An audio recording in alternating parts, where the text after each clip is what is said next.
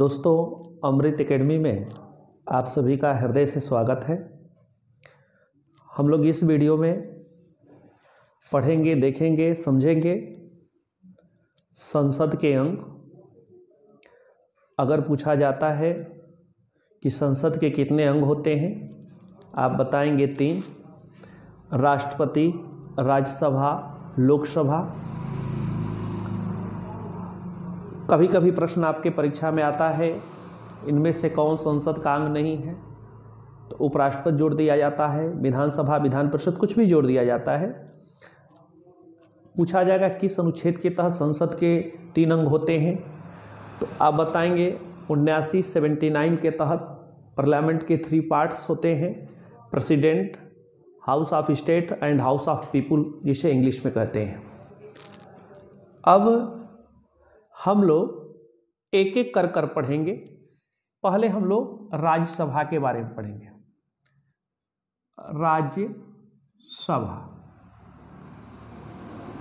राज्यसभा के बारे में प्रावधान अनुच्छेद 80 में दिया गया है। यानी कि इस अनुच्छेद में राज्यसभा के बारे में प्रावधान दिया गया है। आप बताएंगे आर्टिकल 80। राज्यसभा को उच्च सदन, अस्थाई सदन,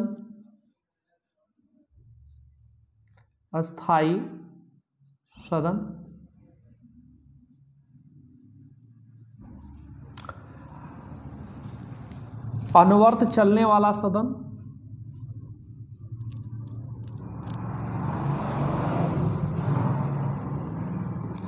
इत्यादि नाम से जाना जाता है।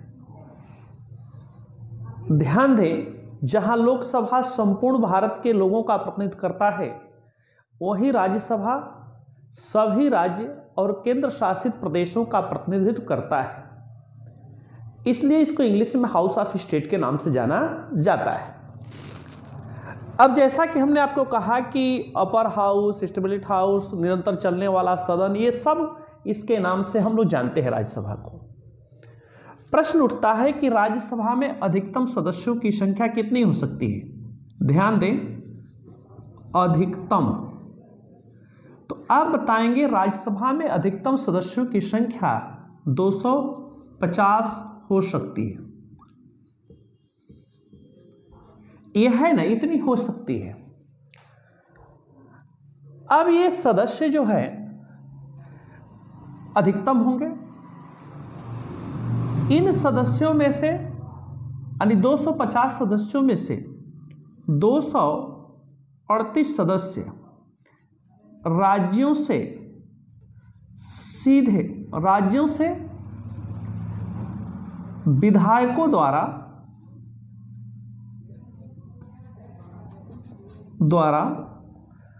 एकल संक्रमणीय अनुपातिक प्रतिनिधित्व वरीयता क्रम के सिद्धांत के आधार पर निर्वाचित होकर आएंगे। अब इसमें जब हम राज्य कहते हैं तो राज्य तथा जिस केंद्र शासित प्रदेशों में, केंद्र शासित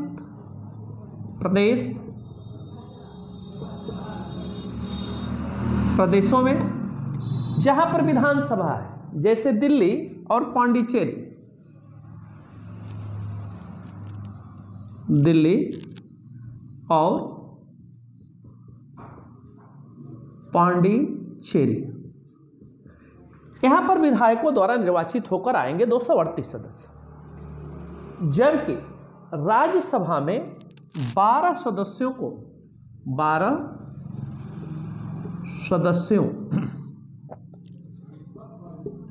को राष्ट्रपति मनोनीत करता है। राष्ट्रपति मनोनीत करता है।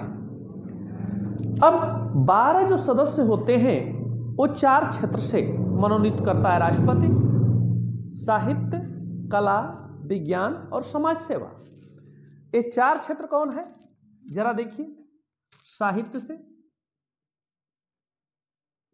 कला से, विज्ञान से तथा समाज सेवा से।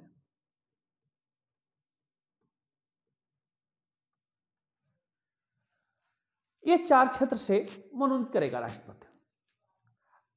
अब आगे आप जरा देखिए, अगर पूछा जाता है वर्तमान में राज्यसभा के सदस्यों की संख्या कुल कितनी है, तो आप बताएंगे वर्तमान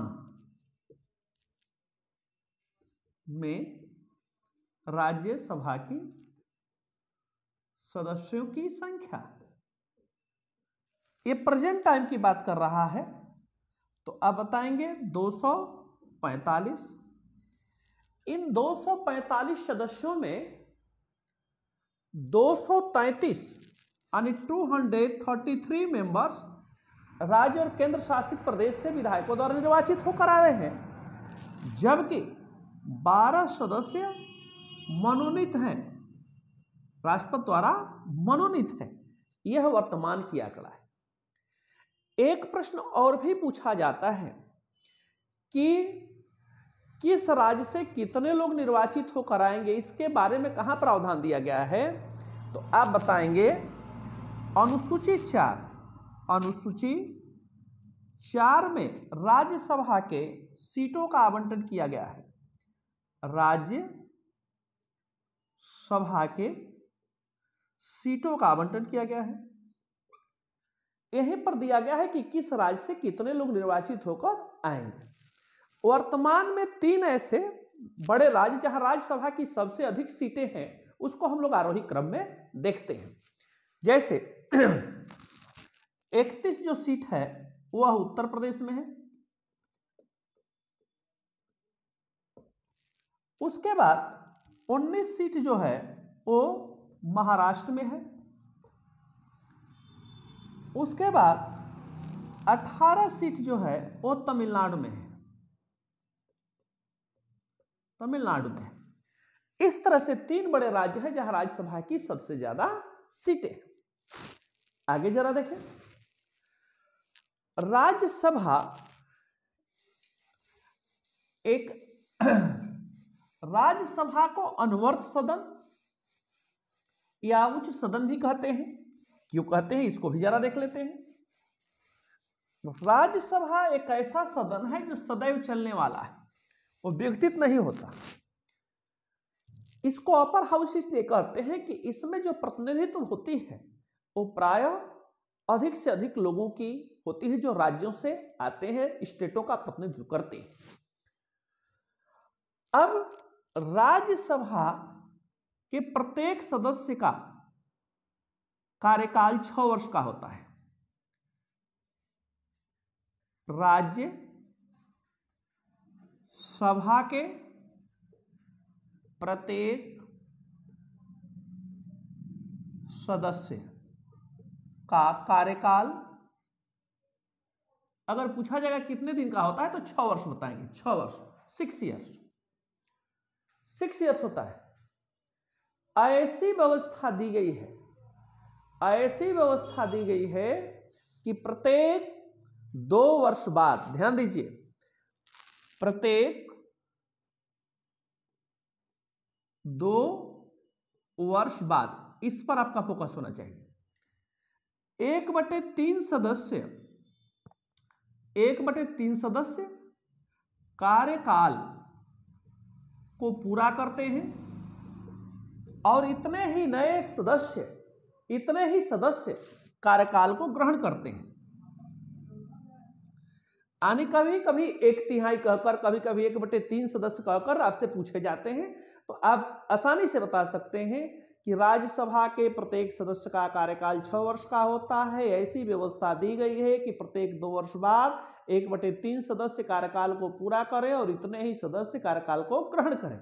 ध्यान देना, ये सर्कलिंग वाइज है। जैसे कोई रोटेशन प्रणाली में अगर आप समझें तो एक ये वृत्त है, अगर कोई 1/3 सदस्य यहां से कार्यकाल को शुरू करता है तो 2 वर्ष बाद वो रिटायर हो जाएगा। यहां से शुरू करेगा, अगर रिटायर होगा। अगर मान लीजिए कोई सदस्य यहां से 1/3 सदस्य कार्यकाल शुरू करता है तो 2 वर्ष बाद यहां रिटायर होगा।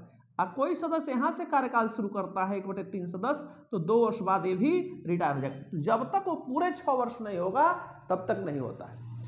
अब मान लीजिए किसी सदस्य की असामयिक निधन हो जाए या त्यागपत्र हो जाए, तो जो उपचुनाव होंगे तो जो चुना जाएगा जो सदस्य वो बचे हुए शेष कार्यकाल के लिए, जैसे मान लीजिए कोई व्यक्ति 4 साल का कार्यकाल पूरा हो गया राज्यसभा के सदस्य और वो त्याग पत्र दे दिया चाहे मृत्यु हो गई, तो 2 वर्ष उसकी वर्किंग टाइम हुई।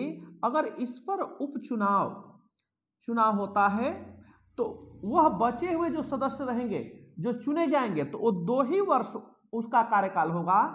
क्यों? क्योंकि 4 साल पहले सदस्य ने कार्यकाल को पूरा कर लिया है। कहीं कोई यहां पर हिचकने की जरूरत नहीं कि वहां से 6 साल नहीं, वो जो बचा हुआ सदस्य का शेष कार्यकाल का है वो उतने ही दिन तक पद पर वह रहेगा। अब आगे की जरा स्थिति देखिए, राज्यसभा के चुनाव लड़ने की योग्यता, राज्यसभा के चुनाव लड़ने की योग्यता, अनियोग्यता क्या होगी, योग्यताएं क्या होगी राज्यसभा के सदस्यों के चुनाव लड़ने के लिए। पहला है वो भारत का नागरिक हो, नागरिक होना जरूरी है उसको भारत का। दूसरा, वह 30 वर्ष की अवस्था पर प्रयोग पूरा कर लिया हो, ध्यान दीजिए कंप्लीट 30 वर्ष उसकी अवस्था हो गई हो तब। और तीसरा, वह संसद द्वारा निर्धारित अन्य योग्यता को रखता हो। यानी ये बार बार पूछा गया है इंडियन सिटीजन होने के अलावा उसके पास कौन सी एक ऐसी योग्यता होगी जिससे वह चुनाव लड़ सकता है। तो हम लोग 25 और 35 के चक्कर में पड़कर अपने अंक को गंवा देते हैं। आपको यहां पर सतर्क रहने की जरूरत है। केवल 2 विषय को कम से कम जानिए, वो भारत का नागरिक हो, 30 साल की अवस्था पूरा कर लिया हो, और तीसरा संसद द्वारा निर्धारित अन्य योग्यता को रखता हो तो चुनाव लड़ सकता है। अब जरा इसकी अयोग्यता क्या है, डिस्क्वालिफिकेशन क्या है, जरा इसको भी देखें कि डिस्क्वालिफिकेशन क्या हो जाएगी जिससे वह अयोग्य माना जाएगा। इसको भी जरा ध्यान से देखते हैं। क्या है अयोग्यता, अयोग्यताएं। यहां देखें नंबर 1, यदि वो पागल हो गया हो, पागल, और एक सक्षम न्यायालय द्वारा ऐसा घोषित किया गया हो कि हाँ वो मेंटल डिस्टर्बेंस है उसको, तो वह योग्य हो जाएगा। दूसरा, यदि वह दिवालिया हो गया हो, दूसरा दिवालियापन, दिवालियापन उसको कहते हैं जिन सेवा शर्तों के साथ आप किसी से ऋण उधार लेते हैं, खासकर बैंकों से, सरकारों से, और आप भर नहीं पाते हैं, अपने आप को घोषित कर देते हैं, तो इसको दिवालिया के रूप में जाना जाता है। तीसरा, यदि वह किसी लाभ के पद पर हो, किसी लाभ के पद, हमेशा बताए हैं लाभ के पद का मतलब वह यदि गवर्नमेंट सर्वेंट हो, गवर्नमेंट सर्विस करने वाला है, चाहे 4th क्लास एम्प्लॉयड ही क्यों न हो, वो लाभ के पद के श्रेणी में आता है।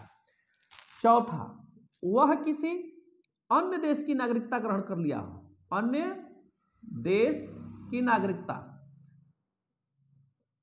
अदर सिटीजनशिप ग्रहण कर लिया हो, उसको अयोग्य माना जाएगा। किसे? जो अन्य देश की नागरिकता को ग्रहण कर लिया है उसे।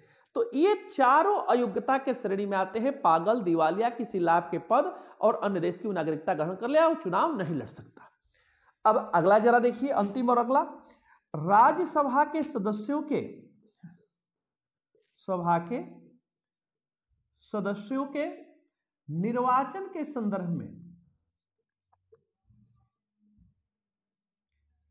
में यदि कोई विवाद होता है, यदि कोई विवाद होता है तो उस पर निर्णय जो देगा वह राज्यपाल देगा, राज्यपाल। लेकिन राज्यपाल तभी निर्णय देगा, लेकिन तभी निर्णय देगा चुनाव आयोग के सलाह से, अपने मन से नहीं। ध्यान दीजिए, ओनली फॉर इलेक्शन पीरियड अगर कोई विवाद होता है राज्यसभा के सदस्यों के निर्वाचन के संबंध में तो उस पर निर्णय, डिसीजन राज्यपाल देगा, लेकिन चुनाव आयोग के सलाह से, यानी विदाउट निर्वाचन आयोग के सलाह से उस पर किसी प्रकार का निर्णय वो नहीं देगा।